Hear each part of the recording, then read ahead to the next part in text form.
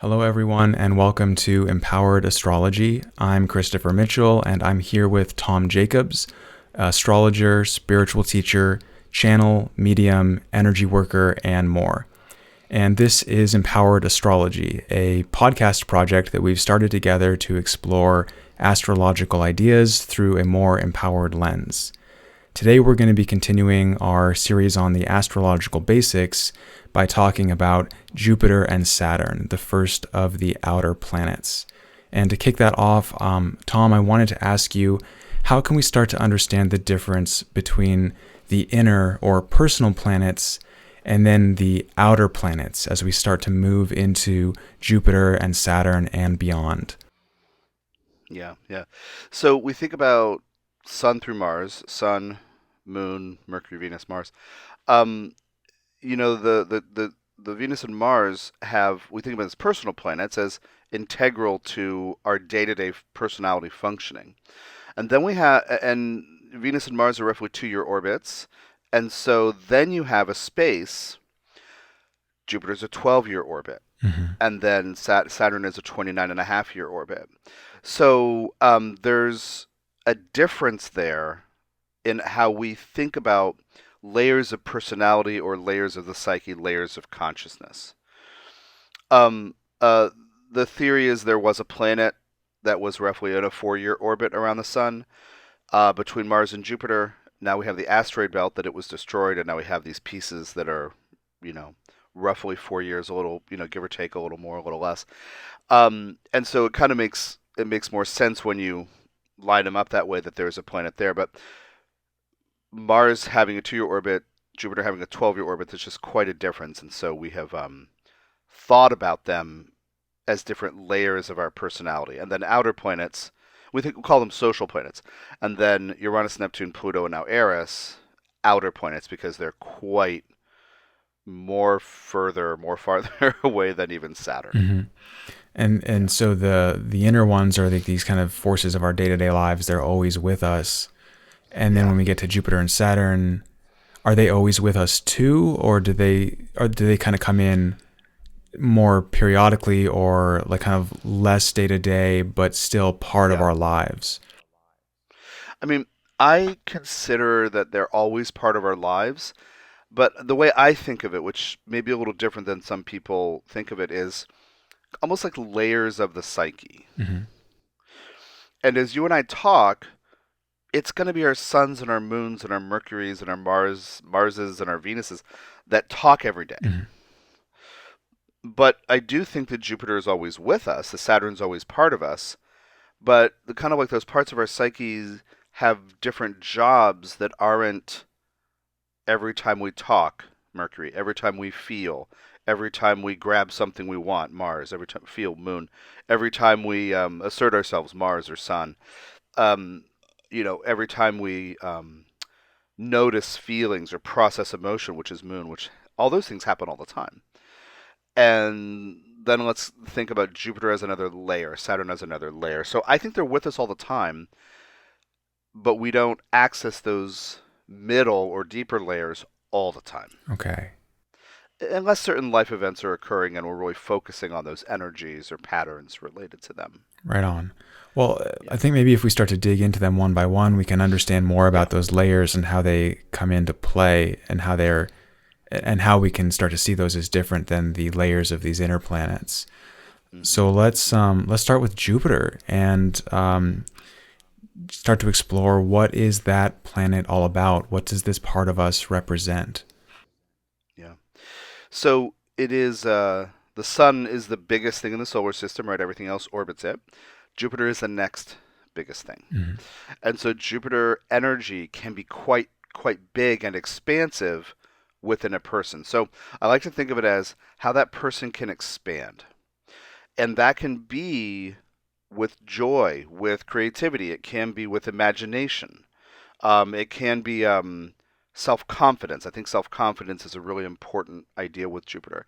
And it's also the belief function, which extends itself into being risk taking function. Like betting it all on black, or kind of like, betting or risking something is part of Jupiter too. So every person is shaped by their beliefs, whether they realize it or not. And Jupiter is a good way to understand. Jupiter in a person's birth chart is a great way to understand, you know, what they're inclined to believe or how they process beliefs or their relationship to the notion of belief.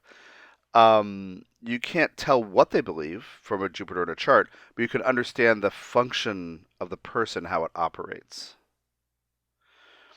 Um, and as far as well, another angle on belief is hope or faith. Mm-hmm. What you put your faith in, what you believe in, is the same as saying what you put your faith in.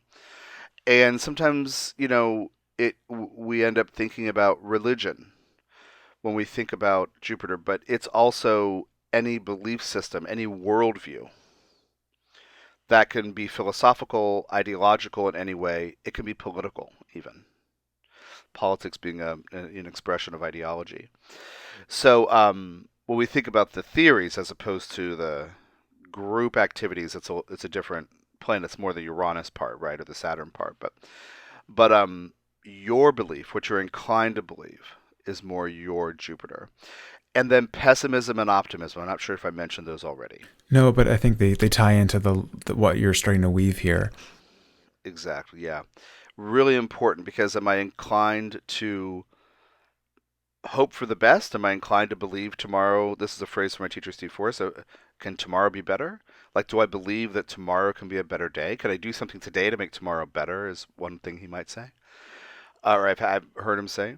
Um, and so it's also about looking forward and whether or not we think good things are coming or we don't, which is again belief, worldview, framework, all that stuff. So is with these pieces of the willingness to be confident and the willingness to kind of bet on ourselves, and as well as like questions of belief or ideas of beliefs and faith and hope and optimism. I guess I'm looking for like kind of the unifying identity of Jupiter that touches all of these things, or like what our Jupiter wants for us. Is it that we, like, at its best, does it have hope and have faith and point us towards something in particular in life to move towards? Yeah. Or I don't know. It feels better when it has faith, Mm-hmm. but sometimes having faith in something isn't the same as believing in ourselves and doing something about it. So I just wanted to distinguish that, because some people expect Jupiter to make things better. Mm-hmm. Or to be a good influence. And sometimes I start off Jupiter teachings with, look, Jupiter's not Santa Claus. But the Jupiter part of you at its best can improve things, can look forward to a better tomorrow, can imagine a better tomorrow, can envision changes that will make things better. And this thing about optimism, pessimism, or hope and faith and betting on the self, there's an element here, again, with the optimism pessimism thing. What am I willing to believe? What am I willing to believe in? Opportunities surround us all the time. This is another Steve Forrest thing I steal from him. Opportunity exists all around us. Our Jupiter wants opportunity and is looking for opportunity, but we may have not so positive beliefs that make us not see opportunities. So think about, I don't want to say betting and gambling as this huge thing, but that sense of like, there's an opportunity. Oh, I could expand these $5 into $20. That sense of, creating something better and bigger. Mm-hmm. And so that part of us wants to expand. That part of us is also, when healthy, very jovial and happy. Mm-hmm. Jovial, that's Jove, right? Jupiter. So happiness and joy and merriment, sometimes celebration are really important parts of it too, when it's feeling good. And so two things coming in for me. One is to distinguish that talk of betting or gambling, like it's not when as we seek opportunities, it's not just the kind of opportunities where we make a a gamble. Maybe it is a kind where we always have a chance to lose, but we go for it anyway. But it's not always gambling. Sometimes it's Right. going for that promotion or taking a chance on the Yes. date or asking out that girl at the Yes. coffee shop that you've always kind of had the crush on. Right there's a chance that but you're putting faith or hope in an opportunity to expand your life. That's right. Yeah. Yeah. That's why I wanted to steer away from it's just about material things, but that sense of taking a risk, taking a leap of faith. Hmm. Yeah, exactly. Taking a chance. Yes. And I think what I was getting at a little earlier about what kind of ties it together is, so Jupiter is, if I've got this right, like that part of us is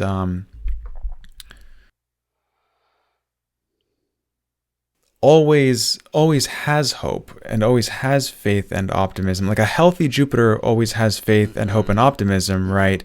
But then we maybe aren't living our Jupiter, Yeah. or it's in some way um, being a little impacted by other factors in our chart. Yes. And so that part of us wants to be hopeful and optimistic and positive and jovial, but Yes, it does. may or may not be expressing its nature. Mm-hmm. Yeah. Because if I take a risk and it doesn't work out, I may retreat or retract. I may say, gosh, I believed in myself. I took that risk. That was a bad idea because something, an outcome occurred that did not make me happy. Mm. Yeah. Like I asked that girl at the coffee shop out 7 times. I keep asking. She keeps saying no. Now I feel a little defeated. That kind of thing. Or just even a big risk. I put a lot of time and energy into something, it didn't pay off. And so Yeah. And so, we can start to doubt that part of ourselves or not go for yes, it. And that's then right. is the healing simply or the finding of the Jupiter within us again, to just start taking those chances again, to start trusting Yeah. and having faith and optimism again. Yeah. Yeah. Without feeling like suckers or naive. Like, well, let me find out what can improve. Let me find out what risk might, let me explore different possibilities. And, enthusiasm is part of Jupiter energy as well. And we might find ourselves, finding inspiration. That's another part of it sometimes. And we might get excited about something after, like sitting here grieving our poor mistake or poor choice or whatever. A couple months later, we might forget about it because, oh, this really cool thing happened, or this, oh, what could, I wonder what's possible there. Mm. So we recover it unless we somehow lose faith in life or ourselves or feel really wounded or something. And some people may feel depressive. And I mean, I just think about myself. Like, I have a strong optimistic sense, but I have a strong pessimistic sense too. And sometimes those parts of me really don't get along. I mean, they don't get along, and I don't know who's going to win sometimes. Those watching or listening who might be familiar with my chart know that I have a strong Jupiter signature. And so the energies, we want things to be better. We want to be hopeful. We want to believe in something good, something better, and we want to believe that we can create it. And so any way we can to recover that is important. And sometimes brainstorming or imagination games is one way to recover that. Because at some point, whether it's something in the real world or your imagination, something's going to inspire you if you let it. Like if you're open to being inspired, you're going to find inspiration. And Jupiter teaches us that too. Hmm. So we might have other parts of ourselves that are kind of that think different ways than it. We might have some stuff around it to heal or process. We That's right. might have gotten a little worn out on things for a while, but it also sounds like you're saying that part of us is a part that is kind of naturally restorative, or is a. Yes, it wants to be. Mhm. Yes.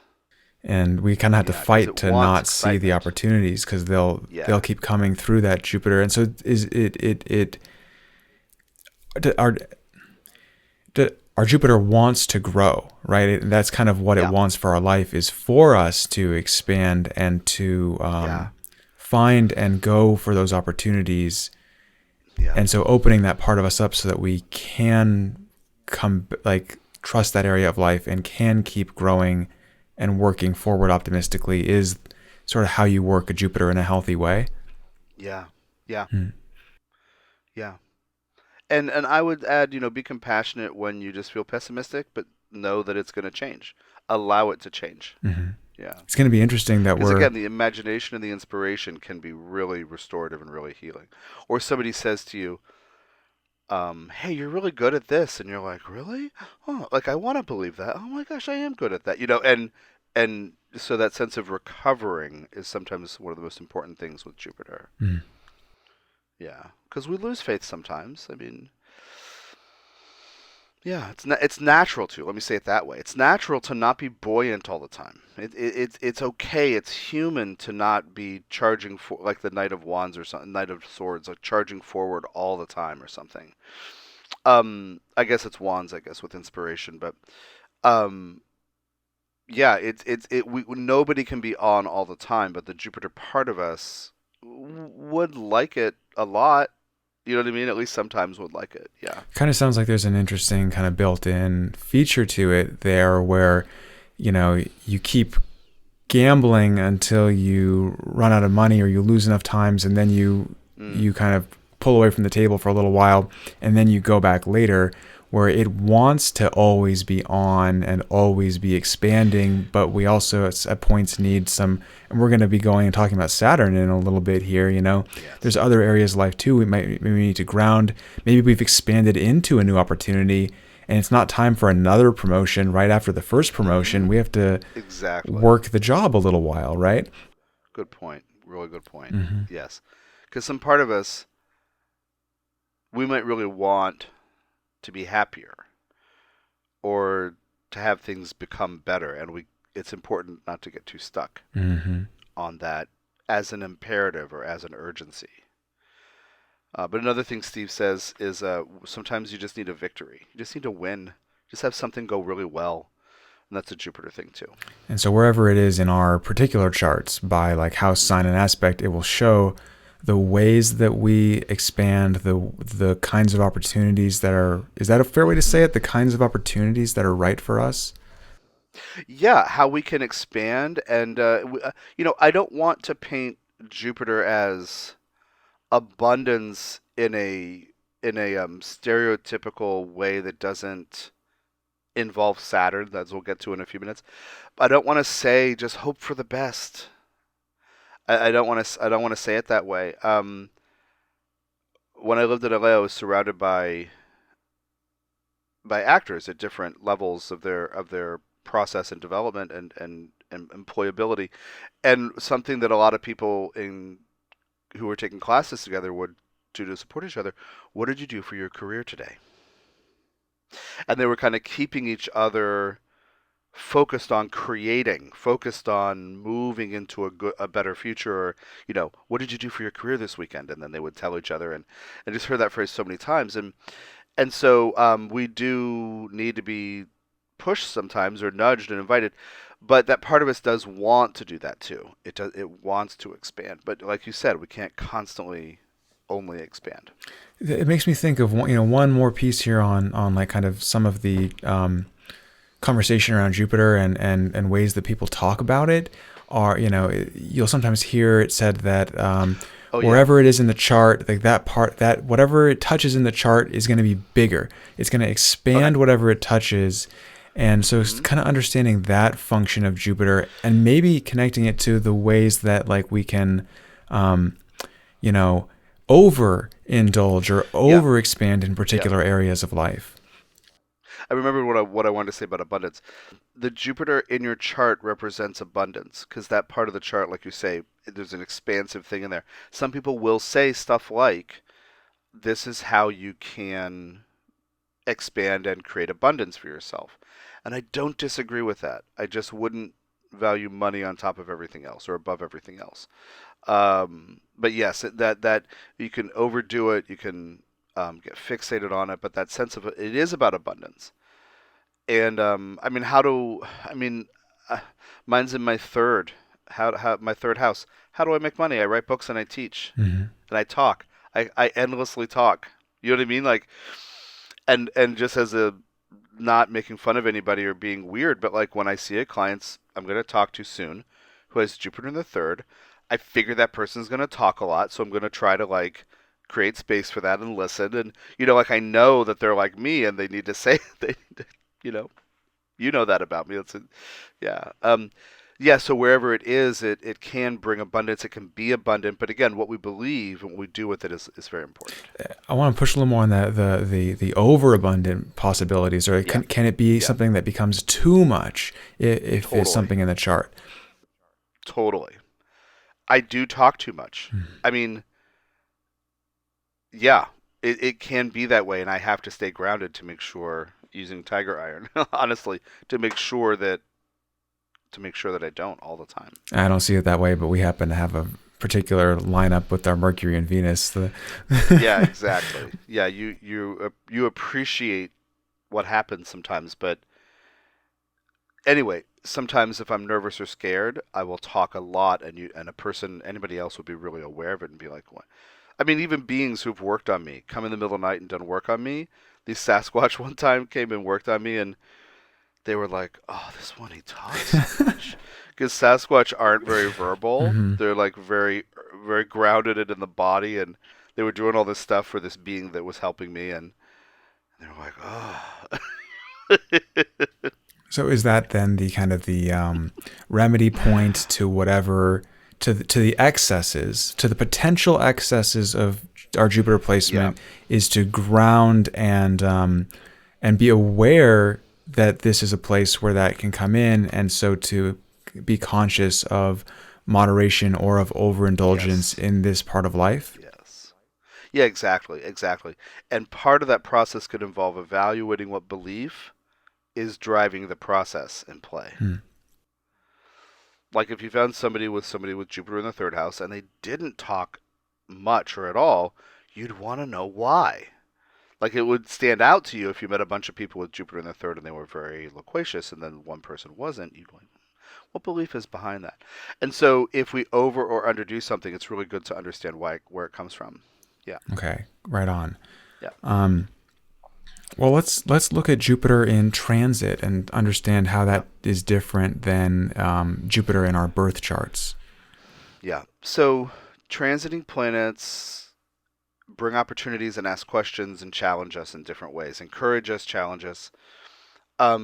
Jupiter will, and I'm going to quote Steve Forrest several times here because I found his teaching on Jupiter. He's a very Jupiterian person, but he's a very Saturnian person too, and he has a great perspective. He has a sun conjunct Jupiter, but it's in Capricorn, so it has some wisdom, like it's, and he gets it. So it asks you if you are thinking big enough, or are you confident? Why not? Or could you believe in yourself more? And the way Steve says it is in what way, not if, but in what way are you underestimating yourself? Like not going for that thing, not believing in yourself, not expanding or being confident. In what way are you underestimating yourself?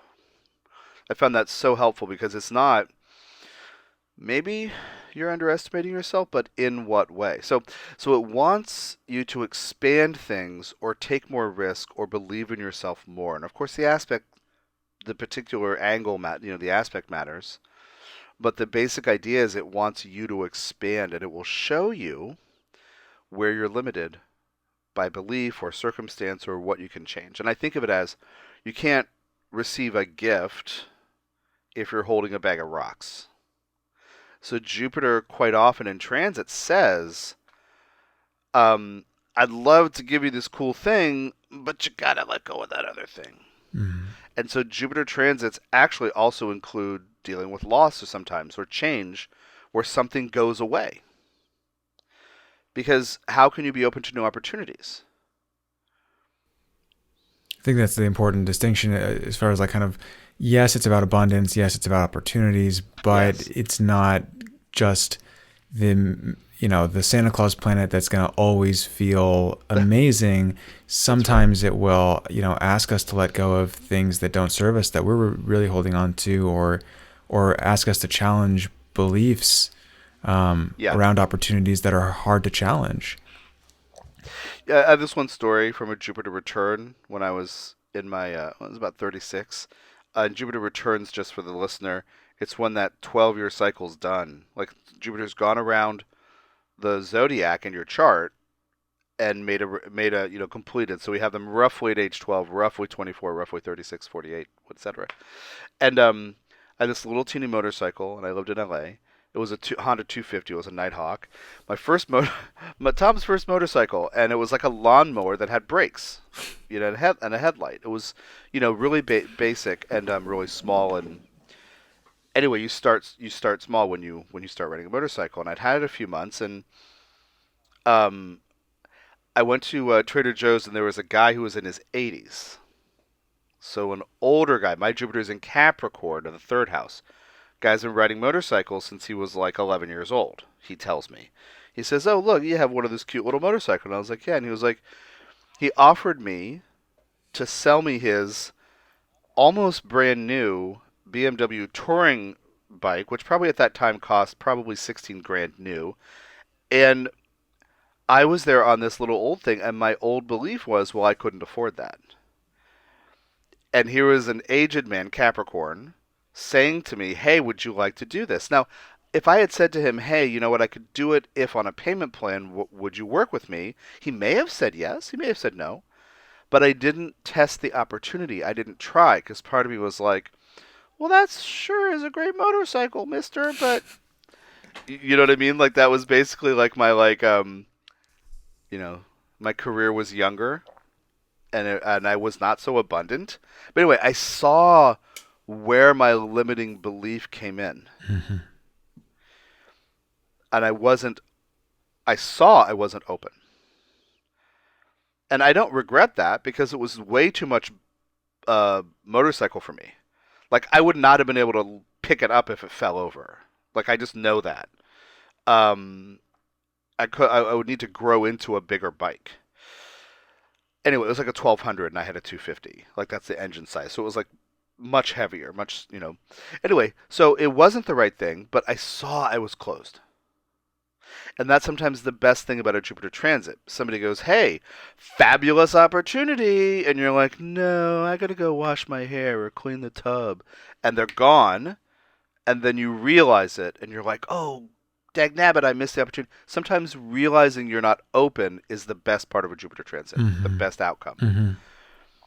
As I had wanted to clean up, I noticed that I said something like, Jupiter transits, they don't always feel good, or they can feel very challenging. And I think I'm realizing as I'm listening to you that it's not that they don't feel good, but they always feel good. Or they maybe, even to the point of like loss, it could be opportunity, it could feel good, but it puts us in touch with our limiting beliefs that don't feel good. That's right. And that can even be That's limiting beliefs, like when it comes to loss, it can be, this is spirit, universe can see it, this is an opportunity for healing, for evolution, and we become in touch with our belief of, oh, we're not connected anymore, or they're gone. Not true, but it's a crummy feeling belief that keeps us from feeling the expansion and opportunity. That's right. So if we can stay open to monitoring how open we are and letting ourselves be open, letting ourselves notice opportunity. Mm-hmm. Yeah. And it's not always that we should take the opportunity, but sometimes the teaching is stay awake, stay alert, stay aware, stay open. And there's that Jupiter feeding us a lesson of give life a chance. Can you improve things? Can you make changes today for a better tomorrow? Sometimes you need support and help. Sometimes you need somebody else's idea. Sometimes you need somebody else to say, "Hey, I have a connection. Would you like an email to contact somebody who might help you?" That's Jupiter expansion. Yeah. It brings in something really deep around that faith in changes, faith in, faith when put in touch with our limiting beliefs. And there's probably a piece here too about going our pace and it being okay if it takes us time to grow out of those limiting beliefs. and Yeah, not to make ourselves wrong for being in contact that's with right. them. Like you were saying about the bike, like, okay, Yeah, could have been fun, but it's too much bike for me to handle. And now you get to grow yeah, out of that into the Tom we see today, who could there you totally go. handle that bike if given the chance. Well, later I had a 750, Uh-huh. which is a larger in between, Uh-huh. and I did when I was super tired on a road trip, drop it on my leg. It like really hurt my shin. So I don't know. And the way my Mercury Neptune now works, I don't trust myself to ride anymore because when I turn my head suddenly, sometimes I'm a little disoriented. And there's nothing wrong with me physically. It's just like the channel and the openness and the energies and everything. So, but anyway, yeah, I probably I could work up to it. Yes, Hmm. I should say it that way. That's the Jupiter attitude. Sure, yes, I could work up to being that strong. Yes. I feel like this is helping us See how segue. I shut it down? See how I shut it Yeah, yeah, down? yeah. Okay, go No, ahead. it's good. It's a good teaching Yeah. example, as people tune in. And it's also, it's coming right here as we start to segue towards Yeah. Saturn and we start to see some of the other energies because you can feel, I felt it as I was trying to talk in terms of like, you know, you don't even need to feel bad when hard things happen because really it's Right. good. Or, you're saying, we're feeling that stretch towards the Mm-hmm. expansive, abundant, everything's fine, everything's optimistic point of view. But then there's Mm-hmm. other energies too that are in the mix. And do you kind of feel what I'm reaching for here? That like Saturn comes in, Yep. or Mm-hmm. and it's not that Saturn comes in to stop us or ground us or restrict us, Mm-hmm. but that we become in touch with the reality of ourselves That's right. That's right. and have to Because work with it. there's a way in my head to have the convo of reality check about how expensive that bike was and how big it was. There's a way to have a reality check convo with the guy or even with my own head that doesn't shut anything down or overemphasize amazingness with enthusiasm, like unbridled enthusiasm. There's a way to say, wait, could I, would you take payments? And then I have to think, well, how much could I afford? Reality check. And then there's a way to do it where we ultimately want Jupiter and Saturn to work together, which will make Hmm. more sense after we explore Saturn here. But yeah, other things come in, and but yeah, sometimes we're afraid of expanding too fast. Hmm. And life might say amazing opportunities, 0 to 60 in 3 seconds, and we're like, I think that's too fast for me.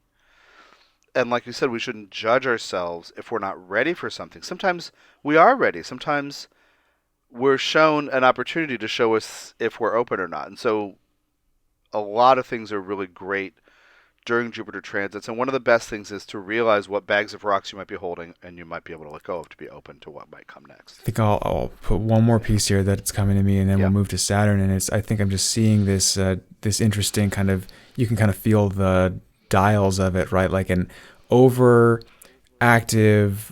overabundant, hyper Jupiter, and Yeah. it's and maybe you're trying to go too fast towards opportunities, and you want to ground that out. But then there's also Mm-hmm. sometimes if the Jupiter's unhealthy or if it's impacted or if it's not having faith, then we want to look for the opportunities that do invite us forward. So there's kind of That's right. and I think as we get into Saturn here, we'll see that there's kind of a expansion, contraction, gas pedal, brake pedal Yeah. thing to Yeah. feel, are we letting ourselves move towards opportunities? If the answer is no, well, Jupiter might come in and help us find some. Are we trying to expand too fast?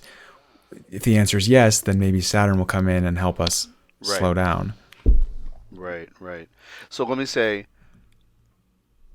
to everybody watching and listening, Jupiter is not always good, only good. Saturn is not always bad, only bad.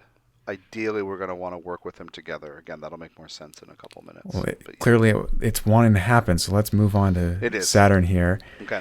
and start to look at that function. So the planet Saturn, what does this part of ourselves represent as we start to move out from Jupiter and onto further layers of the solar system? this part of us, again, reality check is a great idea to think about with Saturn, and structure, organization, discipline, and we're going to talk about that in detail in a minute because of the connotation discipline can have for some people, for many people. It's about building things, but building useful things. It's about becoming good at things or mastering things or being competent or developing competency. And sometimes sacrifice, and sometimes things take a long time with Saturn, like a long-term plan, building something over the long term, or we become useful people through hard work over time. So those are some basic elements of Saturn. The idea is we need structure and rules and discipline to get anything done, really, that's worth doing. That's part of Saturn's logic. And so what a lot of us sometimes do, how do you say this? We have positive and negative examples of Saturn, but when we feel burned by negative examples, we remember those and sometimes internalize those. So for some people, Saturn is, in the world, authority figures who are harsh or cruel or who have a lot of rules, or institutions where everything's about rules and doesn't allow for fun. But the Saturn function within a person needs to become Saturnian, so become disciplined, become structured, orderly, even moral. Rules, thinking about rules and following rules, and morality can change, ethics, but becoming somebody who operates according to given structures, internal or external. This is what part of you needs. And so it's about growing up, it's about maturity. That takes time.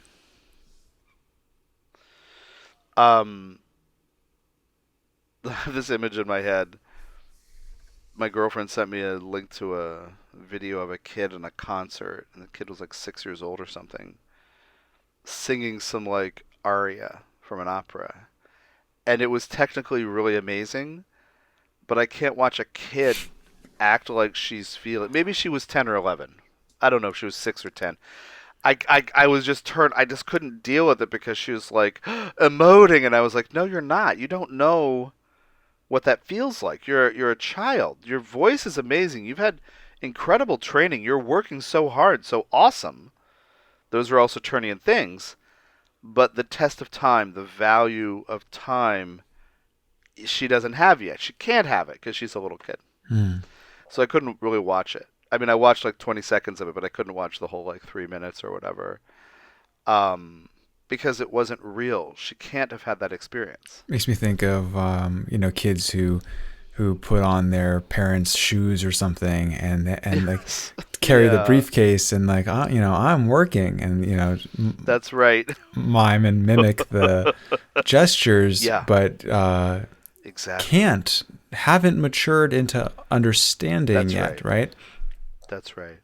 So the Saturn part of us, we sometimes feel immature or not competent or not ready. And then we grow into it over time through experience, through trial and error, through, finding out what we're good at and what we can become good at.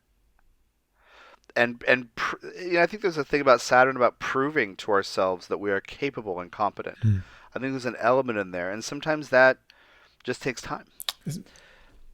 That's really interesting, the kind of the temporal element to this particular placement, and it says, so wherever Saturn is in someone's birth chart, house, sign, and aspect, that's a place where over time we want to develop maturity, integration, structure, all the things we've discussed around that.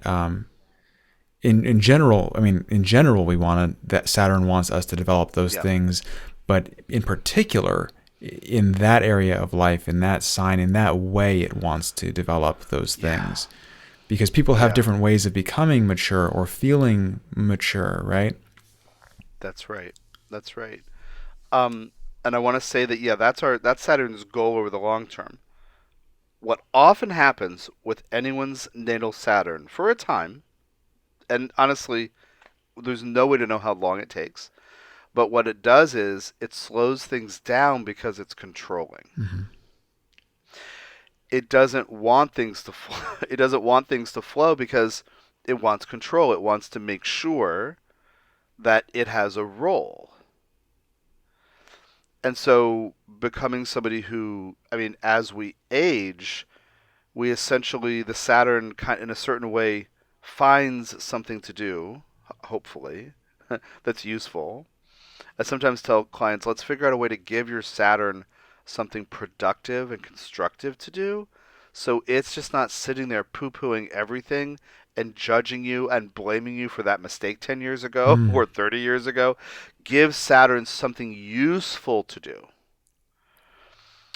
because otherwise it will sit there mm, and not budge, and then you're closed minded or you're not open to things. And that so naturally in a lot of people it's like that. And again, don't judge yourself for that. It's just part of the learning. Like mine's in my ninth house, which is the house of Jupiter. And there's a sense of being open-minded and philosophical and exploring things. And I was very rigid and closed-minded until my first Saturn return, around age 30 is when it happened. I realized how closed-minded I was, and then I had work to do. And here we are now, 20 years later, Mm. and this is my job. I'm a spiritual teacher. Saturn in the ninth house in Gemini. S- But closed minded was where I was before. Total prove it to me. Otherwise, stop with the new age nonsense. mhm. You know, it sounds like you're like snorting feathers or something. I don't know what's wrong with all these people. You know, and I moved to LA at that time. And I got a real education on who was grounded and who wasn't, which is another Saturn thing too. Who's practical and realistic. Practical and realistic are the keywords to bring in. Mm. There's so many keywords I work with. I'm afraid I'm missing really important ones, but hopefully they'll come out as we It's okay. proceed. I've got the Sun Saturn conjunction here, and I'll just keep That's right. on gathering the That's scraps right. and structuring them into the right places, ideally as I grow Good. into it, right?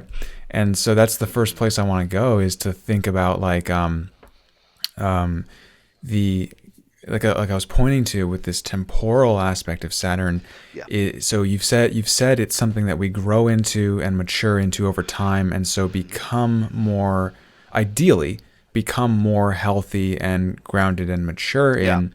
Good. So I guess I want to, maybe a good way to illuminate that is to ask, what does this part of the self look like when somebody is 10 versus when they're like 70? Well, you'll have a variety at different ages, but think about at 10 you can't possibly really prove many things through experience, through the test of time. Um, and at 70, you may have had many opportunities. So But being 70 let's doesn't just think for a mean second. that you've used Right. your Saturn consciously, Correct. but the longer time goes on, the more of a chance you have to mature, Yes. to choose to mature into that area of Yes. life, to build Yeah. something in that area of life. hmm Let's say somebody doesn't. Let's backtrack for a second Okay, and then come back to this place. great. Different sides of the Saturn archetype include the judge, the critic, the person who, um, looks down on less experienced people. I say judge. I don't mean to think of a person who has a job and wears robes and does that part of the law. What I really mean is like being judgmental is a huge part of it. So we want to turn this inner critic and judge because we've been exposed to sometimes unhealthy models of Saturn where we have felt criticized and we have felt judged and you're not good enough and why are you always late and all the whatever it is when we're younger or just not paying attention or we just don't care about the rules. So the other side of Saturn is this helpful parent or helpful counselor, like a guidance counselor. Like if you're 12, what kind of guidance counselor do you want to help you? Or if you're a kid, what kind of parent would you like to be or have someone parent you? Think about what kind of adults, have given you healthy models, or if you've had unhealthy models, what does healthy look like? What would I like? How would I have liked them to be? So I always use this example with clients. This kind of generic example of let's think about an 11-year-old in math class, and she gets help from a parent or a teacher or a tutor. Well, let's say that this one thing 10 times in a month she just isn't getting it. She just doesn't get it. And there are two ways an authority figure, that's the other phrase I haven't used yet, authority figure with Saturn. We're becoming an authority figure. We're exposed to authority figures. And their rules and judgments and whatever, their requirements, expectations. Well, let's say that we have one tutor who says, "Oh, you're always doing it wrong. Oh, what's wrong with you?" Well, that's a negative Saturn model we want to steer away from. The positive Saturn model is, oh, okay, so I think this is like we're talking about this 8 or 9, 10 times. So there's something you don't understand. Let's figure out what it is. Like, let's look at it. I didn't realize we were missing something. Maybe I thought you were making a mistake, but I didn't realize you didn't understand. So let's take it apart and figure it out, right? Because you want helpful, supportive guidance. It doesn't have to coddle you, right? But it's still about structure, rules, discipline, improvement, doing good work. But somebody who's giving you a chance to be a work in progress, and that's a phrase I use all the time in my teaching. Can you give yourself a chance to be a work in progress? Like, maybe I tried out for the blah blah blah team twice and I didn't make it. Well, maybe I can improve that the next year. Is it important to me?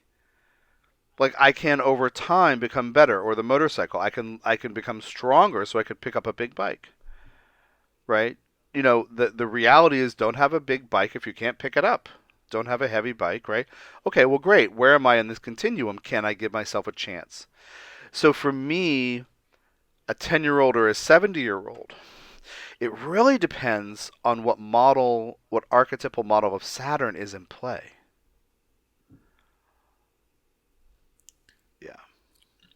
Can you say a little more about Yeah. so as about what archetypal models in play? So Yeah. for that 70-year-old, if they've become a healthy Saturn to themselves and Mhm. used that Mhm. healthy Saturn to mature into being an authority figure, into having an integrated life, into building something Yeah. that's healthy, but if they've continued to hold on to and internalize against Right. themselves an unhealthy model of Saturn, That's and there right. isn't a right and wrong here, like that 70-year-old did a That's good right. Saturn and that 70-year-old did a bad Saturn, but it's That's about right. understanding this part of ourselves and how we are in relation to it, and how we're using it in our lives. Are we using it to Yes. criticize ourselves, Exactly. or are we using it to Exactly. coach ourselves into being um, into building into being better? Like that's tricky Yeah. to say that That's because you right. don't want to call that Well, in, right? to be more, let's use different phrases. Uh-huh. To be more effective, Mm-hmm. to be more productive, or to be more, um, to give what we find valuable, to create something meaningful, to build something that has value is a phrase I think I've heard Steve say several times. But imagine a 70-year-old with the I can't ever do anything right attitude. When I meet anybody in that story, I'm like blowing my whistle, like, stop! We gotta put a pause on that. We gotta stop that, because that is the thing that keeps us from. And here's another phrase I haven't even used yet: creating self-respect. Mm-hmm. So the 70-year-old who's gotten it, or even the 40 or 50-year-old who's gotten it, will say something like, yeah, I'm not good at some things, but I'm good at other things, and I'm learning as I go. And yeah, some things, yeah, it just didn't work. I tried. Maybe I tried 6 times. It just didn't work. Like I have a friend who a lot of her family and extended family are physicians, and it was a natural expectation that she would go to med school. And she didn't pass the MCAT. So she studied again. She took it the next year. She didn't pass. She didn't get in. She didn't, right? It didn't work. So then she was like, well, maybe, anyway, she was at that time in her early 20s. So she was in one way, like working super hard toward a goal, but she was still becoming someone, right? She's still in younger years. And then she thought, well, I'll do a master's of public health because it's adjacent and what. And she's like, nah, that's not going to work. I don't want to do that. And then she did this, and then she did that, and she's not doing those things. She's not living up to some tradition. That's another Saturn keyword sometimes. She found out that certain things just she wasn't. It obviously wasn't up her alley for some reason, and other things she chose not to do because they didn't feel right. Well, that's developing a healthy Saturn. Instead of saying, I'm a failure and I never, we need to grow out of expecting ourselves to be perfect. And part of that is Saturn, like realistically. Like for me, yeah, I could become stronger for the motorcycle. And for me, I got to be a good enough musician, play low brass instruments, primarily bass trombone. I got to be good enough where I could hear and feel what I was not doing well. And at that moment, it changed from self judgment about what I didn't do well. This was in my early 20s. And I realized, yeah, I know how to fix that. I can learn how if I don't know how. Mm. And something about Saturn changed for me. As I brought in that word, Yeah. does it make us better? I could feel the energy on Yeah. that. How that's Yep. actually the model of Saturn that we're pointing away from, the idea of better and worse, or good or bad, Or successful, or or yeah, exactly. Those words and yeah. what we want to look to is those keywords that you pointed to of practicality, and of reality, right? Meeting reality, Yes. just not putting those good, bad, better, worse, I need to be better, I'm not good enough energies on Right. things, Right. but seeing, oh, so this is how it is, and this is how it's been built, and this is how it Yeah. happened, this is the reality of it, and here's some steps that I could take if I wanted to improve it or create That's something right. different, That's right. and working with what is in that way. Yeah. Yeah. There's another example for me in being a musician when um before this, what I just talked about, I had already graduated college and was going to do a performance certificate at a conservatory. And so I was working super hard on the music stuff. I ended up deferring, and my life is very different. But it just wasn't right for me to do that. But when I was in college, I was considering transferring because the teacher I had just wasn't he couldn't really play, so he couldn't model for me expert playing, which is another Saturn idea. He couldn't do that because he had a health issue. He had a jaw issue, so he couldn't play much. And so I was interviewing local teachers at other universities, and I was in Northern Ohio, so there were like lots of options. And there was this one guy at the University of Akron who uh, he's very Saturn, very Virgo, like very very meticulous, and he was a great player. And I had several lessons with him until he said, "You got to get a reel-to-reel recorder. Record yourself playing, and then move it down to half speed, and really listen to all these details." And he listed the details, and I was like, "Oh man, that's so much hard work," and I didn't do it, and I didn't transfer it and study with him, because I had that little kid in me who was like, "That sounds so hard. I don't know if I could." I didn't know if I could do it because I hadn't stepped up to like prove it or test it or become that detail oriented. Hmm. And I was whatever, I was 19 or something. Uh, yeah, I was either 18 or 19. Yeah, 19 probably. And yeah, just that when that was a Saturn thing, I was like, oh man, I can't do that. And I remember feeling defeated because he was a really great teacher, but it just wasn't, I couldn't see how to do it, and that was a Saturn, so to speak, a shortcoming, but I'm not going to judge myself for it because I was 19 or 20 or whatever. So we become better over time by becoming more capable, more self-trusting, more self-respecting, more ethical, more mature, more realistic. So it is about better. I do like that idea, Hmm. but to qualify it, I think is super So important. I guess it's Yeah, what energy are we putting on that word? What kind of that's right. Saturn energy are we hooking into it, That's right? right. And that leads me to discipline. Hmm. Because if I sit down and say this is what I'm working on, I'm going to focus on it. Well, that's I'm leaning toward discipline. But we've been exposed to negative judgments and punishments, which we think of as discipline, and so it's really important to tease that out. And that's what I just remember 10 minutes ago or something. I said I wanted to talk about discipline. That's what I wanted to say is we need to be disciplined, but not punish ourselves. Not beat ourselves up for not being perfect or something. Now, Yeah. if someone isn't is finding that they're not that they don't feel a kind of access to discipline or to maturity or to structure, if their Hmm. Saturn function, these things, all these things that we're discussing, um, people feel in different degrees of in touch with these capabilities. Does that have to do Yes. with? Does that all boil down to which version of Saturn it is that they're modeling for themselves, or can there be other stuff in there that keeps people Hmm. from using this part of themselves?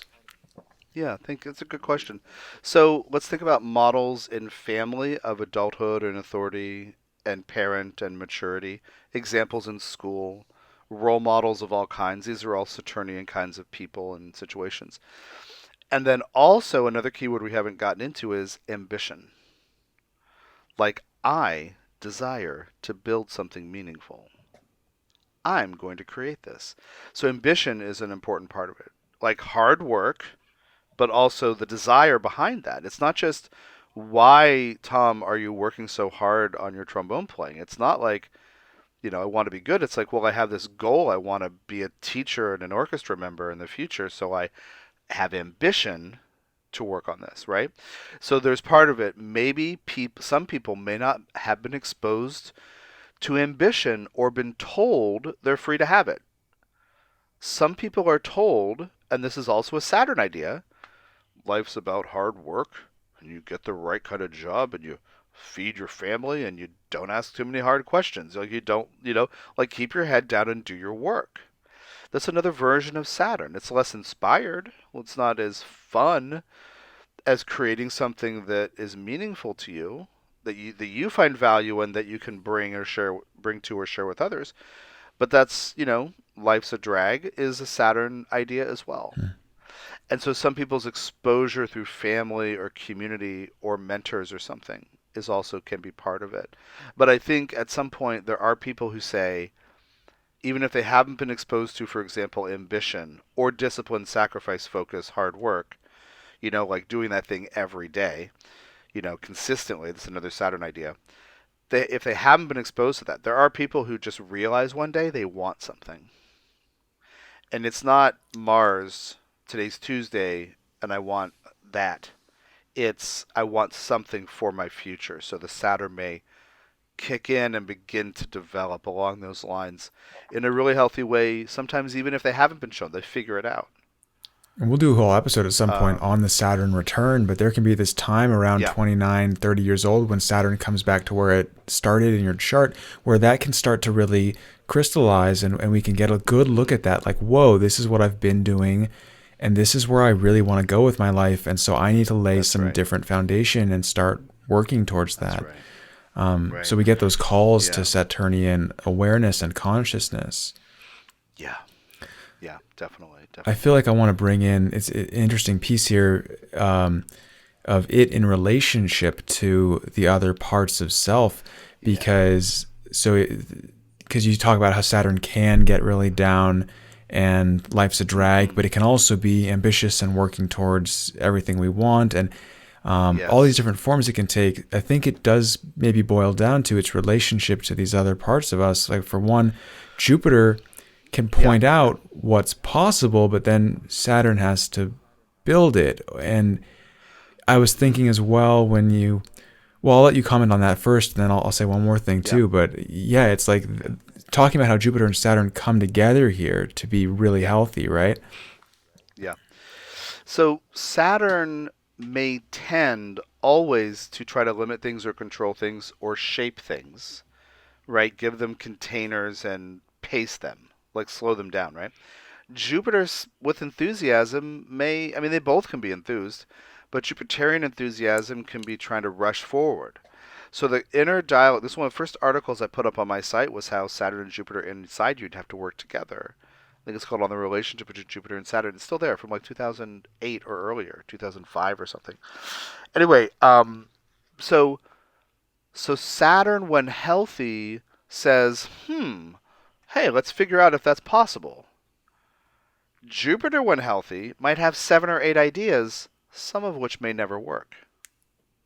So it's like the more enthusiastic Jupiter is, your imagination, your brainstorming, your spitballing, you're wondering what's possible.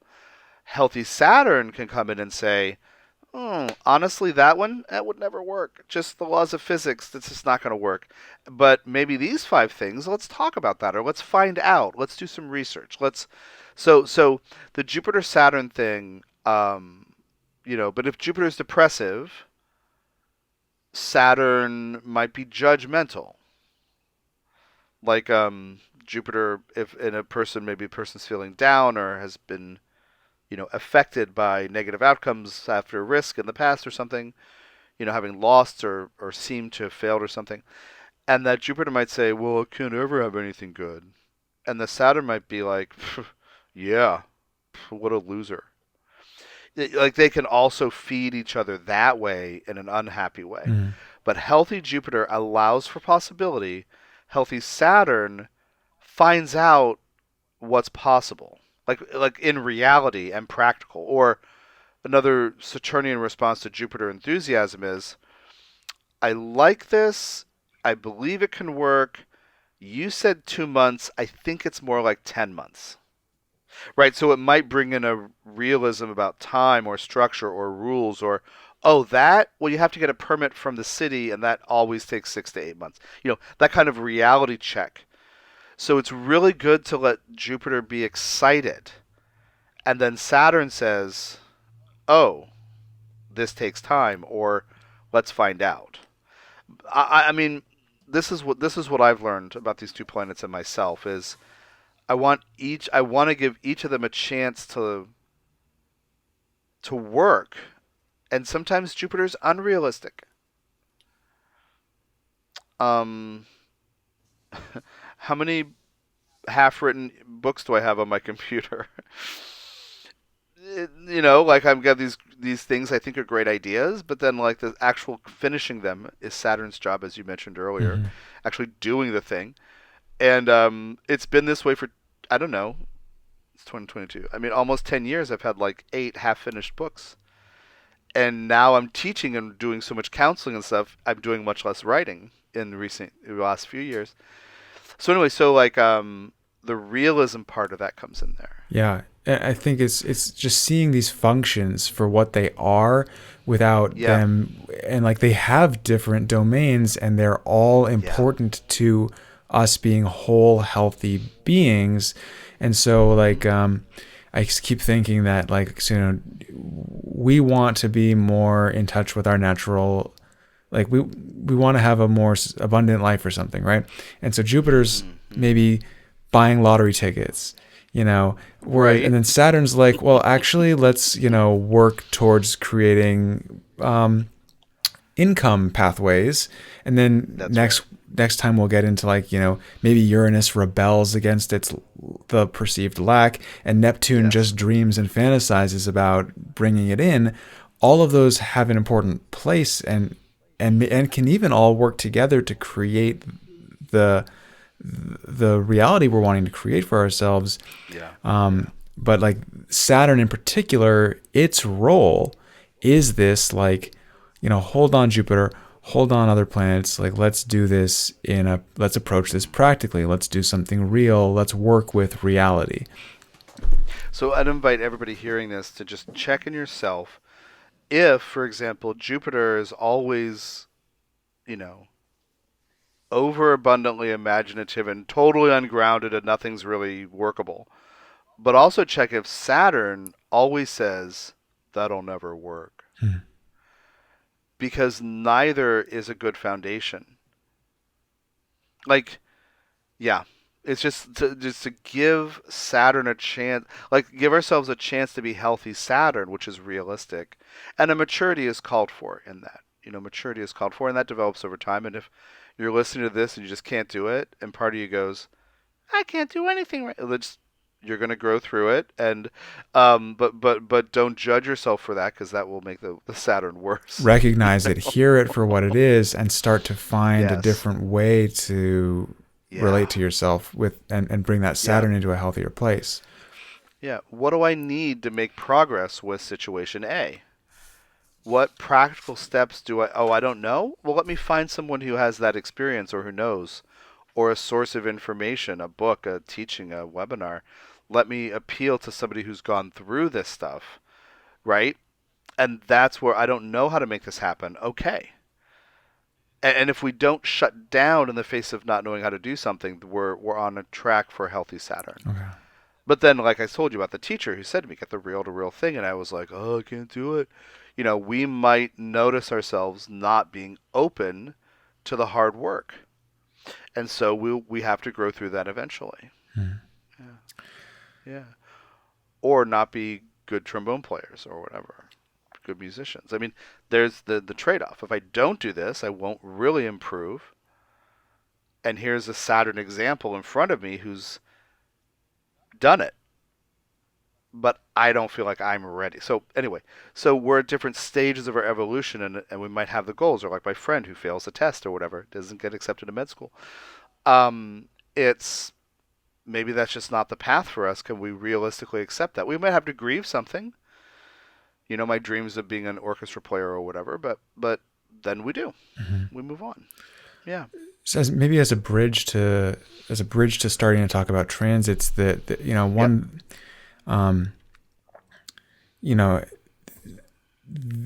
Saturn has this connotation to it of challenge and heaviness and misfortunes and stuff.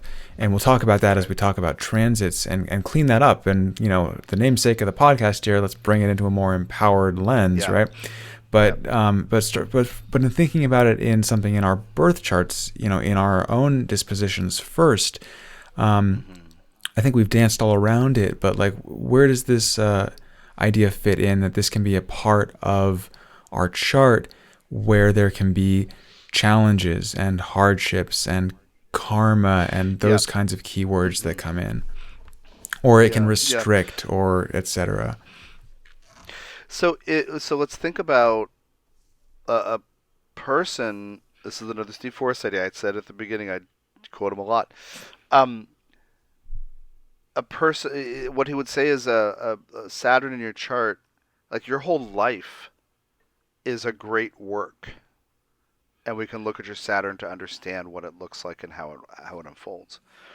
So the sense of you are a project unfolding over time, and how do you become stronger?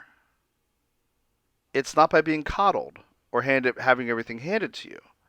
So the idea of work and hard work come in, and barriers we have to overcome, and that's where and that idea of the limiting thing. How much do you want that thing? Like, let's say that I wanted to become a better trombone player, but I couldn't find a reel-to-reel recorder. Let's say that I went everywhere and I couldn't find one because it's not something everybody makes anymore. Let's say I went to every yard sale and Goodwill and I couldn't whatever, and then I called around and I couldn't find them. Um, or the one that I could find was way expensive. Let's say.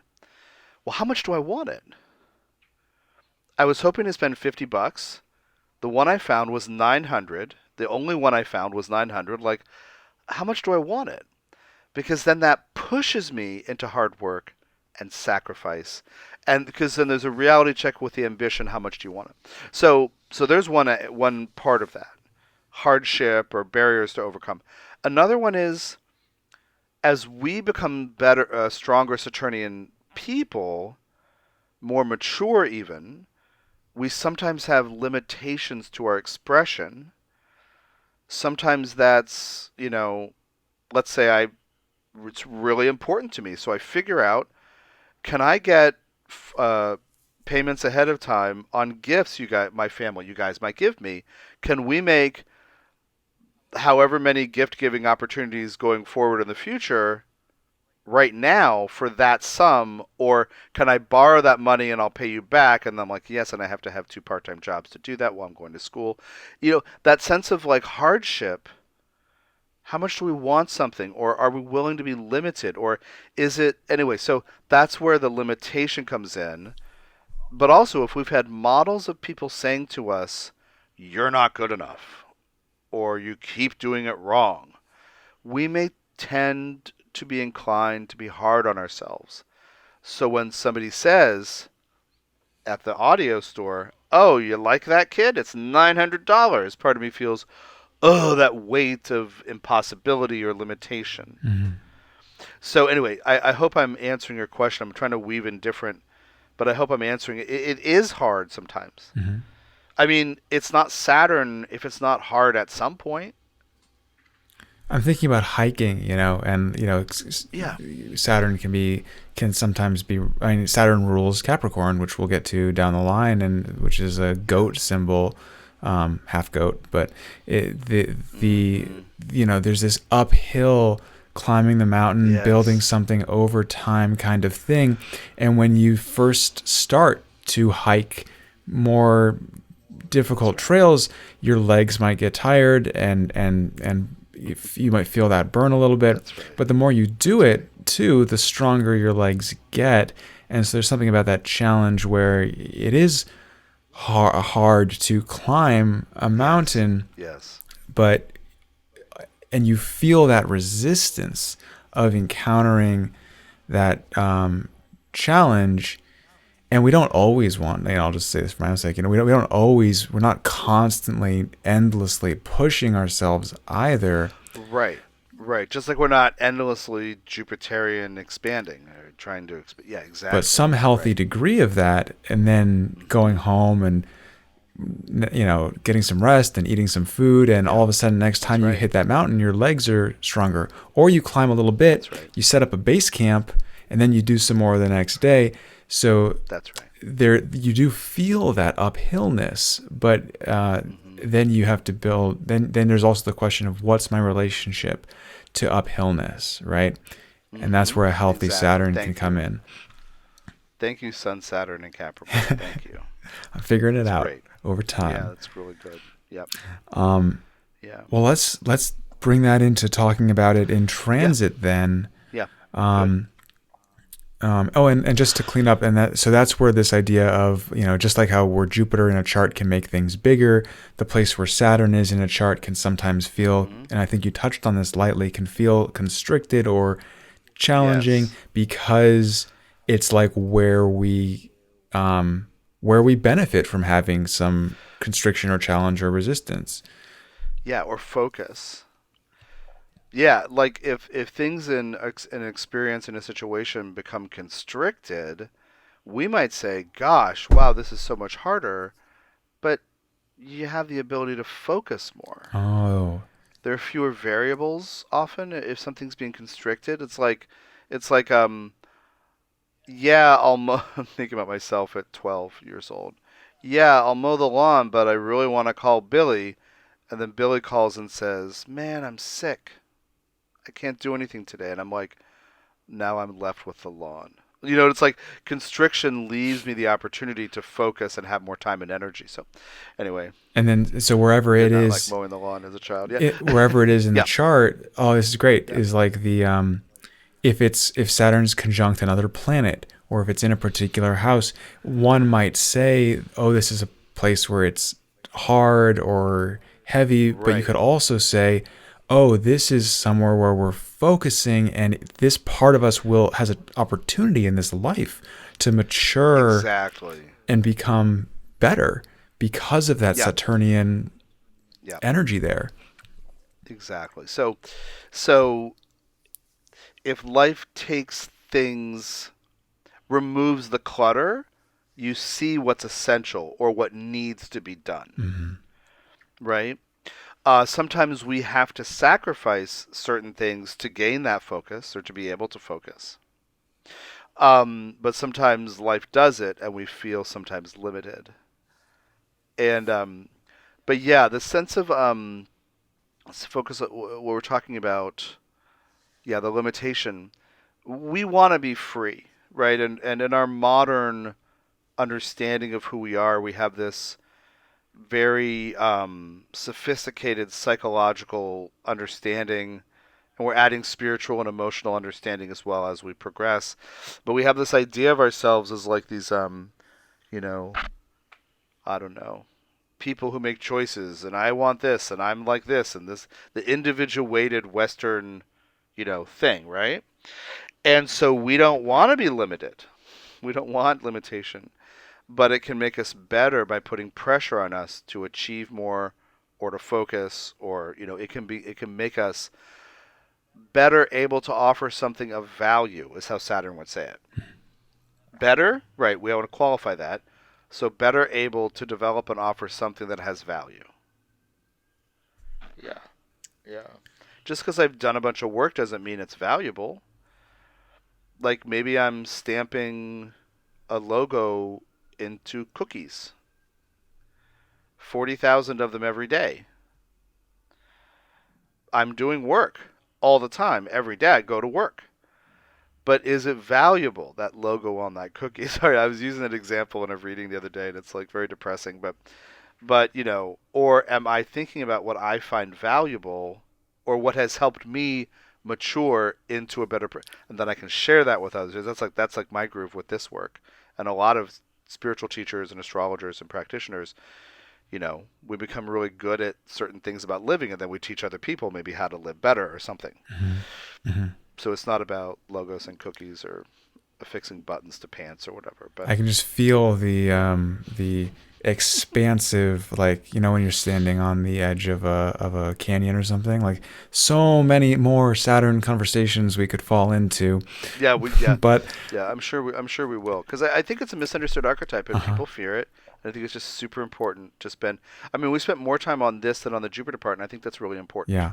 Yeah. To yeah, And we're not and I think there's still a significant piece to clean up here in this one, which is just to now go to the talking about it as in transit and say, yep, yep, um, so this, all of this, right, is how Saturn works yep, in us and our relationship to a healthy Saturn. And then there's also the factor of Saturn coming around in transit, yep, and affecting us in that way.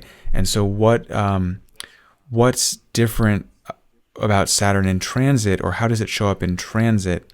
And then I guess tying into that, how can we clean up some of the stigma and negative yeah, energy that gets put on it as being yeah, a bad, negative, heavy yeah, thing yeah, to dread? yeah. So, thinking about this idea of it asks you questions, are you disciplined? And again, this is from Steve Forrest's idea of transits as questions. Are you disciplined? Are you working hard? Are you working hard enough? Are you realistic about this thing or that thing in your life? Are you serious?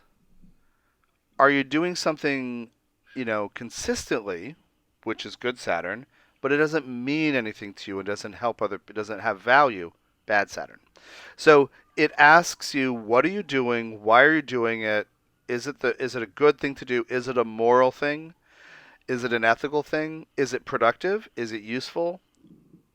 It asks those questions regarding what it does. Now, again, if we feel defensive as if we've been criticized a lot, we may receive that poorly. Because essentially, Saturn says, well, you got to do this thing. Or you have to stop doing that thing and start doing this other thing. It's probably harder or more involved. or takes more time, or requires more expertise, competency, competence. So it pushes us to do more or to slow down and focus on the details. So that's where it gets a bad rap. Is that um, I had the form, I dropped it off at the office, so now I'm all done with the blah blah blah. And when I was there, they said, "Oh, that's one of the 5 forms." And no matter what, you have to have a cosigner, and it has to be somebody who fits this pattern. And you're like, do I know anybody like? It's like these new tasks, new things to do to accomplish the goal. New facts, new details. But it can also be more responsibility. With the natal bit, we're becoming responsible people, ideally. And in Saturn in transit, it might say, what are you responsible for? Can you handle more? Right? Or are you doing too much? It's all about realism, productivity, maturity, adulthood, and I would say self-respect. Mm-hmm. Because I just think of people I work with who maybe take on too much responsibility. Well, they may judge themselves for some past choice, not respecting themselves for being a work in progress and understanding we all do things that feel like mistakes or seem like they don't work out. But that sense of, am I motivated because of guilt or shame, or am I motivated to do things because they are productive? Because I'm contributing something. So it asks you to look at what you're doing and why, and what the discipline and structure is. I can't even tell you how many times in a client reading a Saturn transit says something like, uh, uh, this person feels totally disorganized. And I say, have you ever sent cords into the earth and gotten inside your body and said it's okay? And they're like, no. Like that sense of like, do something practical with your body so you're more organized and sane and effective and productive. So sometimes it's a reality check on what you're eating, or a reality check on meditate, but just 5 minutes every day. Consistent, but it doesn't have to take up your whole day. And to introduce structure. Or how many times in readings it comes out that like somebody says, yeah, there's this ongoing or this old emotional thing I just never did anything about healing it. And I say, okay, well, let's talk about structure. Let's talk about a path and what that might look like for addressing it.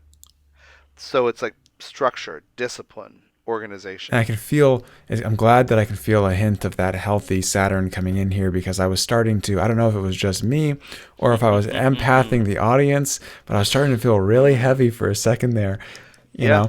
And it's you have to about, work hard. we get that call of Saturn, but then there's also the all these other parts of us too, and that and taking a healthy form of it can be like, yeah, that's a lot to face.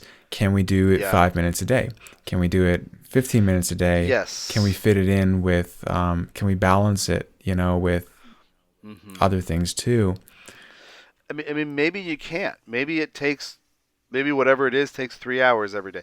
But yeah, that sense of like, but I'm always a fan of trying to make it work in your life so you are essentially responding to Saturn, but you don't have to feel as burdened as possible or something like that. Hmm. Yeah. Hmm. Yeah. Weave it into it can it can be part of a good feeling life, even though it can Yeah. ask hard things when it comes. Yeah. I mean, especially with meditation or the structure of a healing practice. Like can be very simple, but something done consistently can be very helpful. Like somebody who's very empathic or energetically aware and aware of others' emotions and something. I might say, look, every Mm. day when you get up, decide I'm no longer willing to absorb all the energies and emotions in the world around me. Decide that every day, once a day in the morning. And so it doesn't have to take time, but certain things must be consistent to work. Hmm. That can be major changes, but it's like there's a mindset of I'm not doing this anymore. There's a Saturn thing, limits, boundaries, rules. I'm not doing it. Or before I encounter the next, I have let's say somebody has a trigger with being around angry people and they shut down. Well, okay, great. Every day decide, okay, great. I'm willing to be grounded enough to not be thrown off course when I encounter anger in other people. It's just like could be little things, but done consistently is the real point. Sometimes it doesn't take all the time in the world for Saturn things, Hmm. but consistency because of self-respect or healing or improving something. It'll call for different things depending on different situations, and I'm not gonna try too hard to escape Saturn's reality here, but because we are talking about Saturn and it's a particular Yeah. area of life, um, and I don't want to overly skim over that while I'm also kind of working here to make sure I, you know, turn it in so that we can see it in the right light, Yeah. and Yeah. I think as I'm winding down here, I think the a key part of that, or like a good place to bring that, is to say that Saturn doesn't want. I'm asking, Saturn doesn't just want life to be hard. Saturn doesn't want us Right. to just work, Hmm. but it wants what we get out of the work. It wants what we become through the That's right. challenges. And so That's right. to see it that way, that there's something positive that it's trying to create in us, and that it's not Hmm. just heaviness for the sake of heaviness. That's right. That's right. No, Saturn doesn't want you to be miserable. Saturn wants you to be more effective, more valuable as a person, able to offer things that make a real difference. Scale relative, that's what Saturn wants. For you to become somebody who proves to yourself you're useful, you're helpful. Yeah. I've even heard positive, and this is a nice twist on Yeah. it, that I've heard some. I remember doing some reading about like people in their Saturn returns, and some people were saying like, God, this was actually one of the happiest times of my life. Like I became a mother, or like, so Right. looking at that it's possible to have positive experiences of Saturn transits. Totally. Totally. And Yeah. that can come Yeah. in many Yeah. forms, I Good. guess, building stuff, maturing into things, and Hmm. yeah. Is there anything else you want to say there before we close out for today about like how it can be, how it can show up in ways that feel good? Yeah. I mean, tons of ways. Like you spend a lot of time learning how to do something and you prove that you can do it, and then you can do it for the rest of your life. You could go through something hard and you realize you did have what it takes. You proved, and I think that proving idea is a big thing sometimes with it. You found out you could master this task. You had a vision a long time ago, and you found out how to make it real. I think proving that is as at the end of the hard work, but also developing work ethic. I mean, as a musician, when I turned that corner in my early 20s and I could hear what I was not doing well, that attitude shift was akin to this, was saying, oh, it's not just that I'm not doing something or I'm doing something not really well yet. I can improve it. So for me, sometimes the hard work is there's joy in that. And for me, doing warm ups, doing 45 minutes of warm ups, and maybe I wouldn't play anything. Maybe I wouldn't play etudes or solos or practice any music, but I would do all these scale and arpeggio and slur exercises. I felt good just doing the basic exercises. Hmm. And I had joy in that. And it's like the basics, like Saturn, and it turns out that's a habit of the professionals. They don't practice all the things 1,000 times. They do all the basics all the time, and then they learn the other things, and they move into all the other playing, and they practice. But it's not like to be able to play this, Tchaikovsky thing. You play it 9,000 times in 3 weeks. because you master the basics and then you build on top. So anyway, that competency can be a sense of joy, at least for me. But also, I just think about this, knife skills as a cook in kitchens, knife skills, or just being able to develop efficiency. We haven't talked about that either, but that's sometimes part of it too. And anyway, I think there are lots of positive things about Saturn. Yeah. The pride of a job well done is a generic one. Anyway, yeah. It's interesting when we were wrapping up on Jupiter, I could feel how I was trying to go up here and then something was pulling it down, and now as we've been wrapping up on Saturn, I could feel that Saturnian energy, like, pulling down, and then me wanting to like expand it out again, and Yeah. so you can see that, and I think we've painted vast circles around these concepts in great ways, and Good.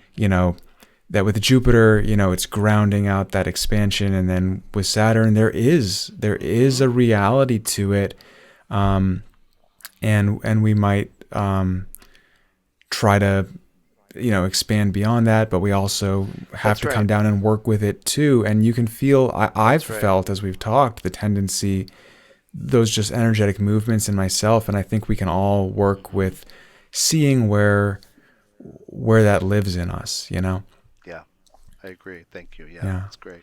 Cool. Well, thank you all for tuning in. We'll be back with the transpersonal planets next time. And thank you.